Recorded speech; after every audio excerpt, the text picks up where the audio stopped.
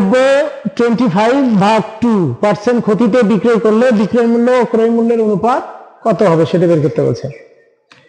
তাহলে ধরি ক্রয় মূল্য 100 টাকা, 100 টাকা, বুঝে গেছে?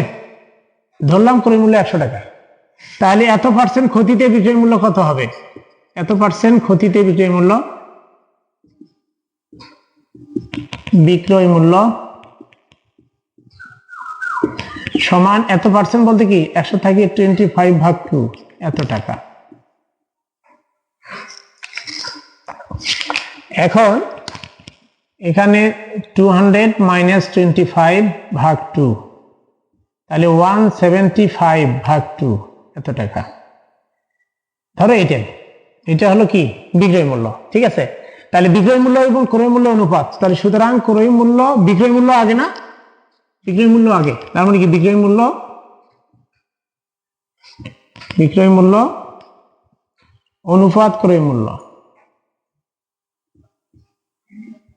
তাহলে বিক্রয় মূল্যটা কত? 175/2 অনুপাত ক্রয় মূল্য হলো 100। তাহলে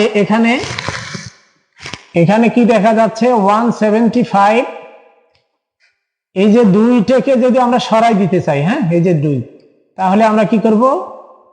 দুই পাশে অনুপাতকে 2 দিয়ে কি করব? গুণ করব, 2 দিয়ে গুণ করলাম, ঠিক আছে? তাহলে এই 2 আর এই 2 কাটা যায়, তাহলে 175 = কত? 200। এটাকে আবার 25 দিয়ে যদি আমরা দুই পাশে ভাগ করি,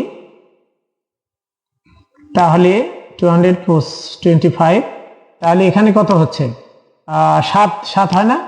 4 × 25 = 107, হ্যাঁ 7, অর্থাৎ 7 = কত? 8। এটাই অ্যান্সার, তাই না?